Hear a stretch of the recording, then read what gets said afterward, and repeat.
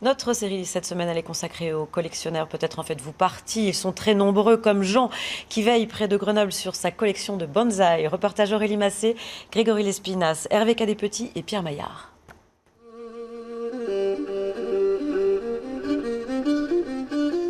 Il s'est façonné son petit coin d'Asie, au pied des Alpes. Sur sa terrasse, Jean Audry cultive une passion pour les bonsaïs. Elle a démarré il y a 35 ans avec un arbre reçu en cadeau pour devenir au fil du temps une véritable collection. Cet Isérois possède aujourd'hui une cinquantaine de ces arbres nains. J'essaie d'avoir différentes essences, et des essences autochtones que l'on va trouver donc dans nos régions, ou alors des essences qui sont plutôt asiatiques, qui viennent d'Asie, enfin du Japon, ou voire de Chine aussi. La Chine, berceau du bonsaï, une pratique millénaire introduite au Japon par des moines et qui consiste à cultiver en pot un arbuste dont la forme évoque celle des arbres dans la nature. On a toujours une face avant qui montre en fait l'implantation de l'arbre, qui montre sa structure. Présentés comme des œuvres d'art, les bonsaïs de Jean participent à des expositions et même des compétitions.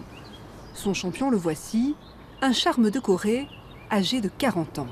C'est un arbre triple tronc, on en voit très peu, et il donne vraiment une idée de vieillesse. C'est-à-dire que cet arbre est déjà très vieux et on le voit, et il n'a pas trop de marques des interventions que l'on a pu faire sur lui.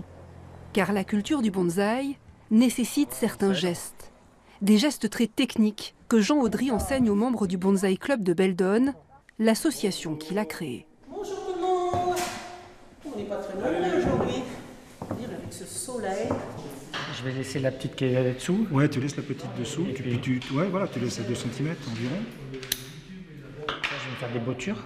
2 fois par mois, ces passionnés viennent ici entretenir leur bonsaï et en faire naître de nouveaux, comme cet Ishitsuki, une plantation sur roche.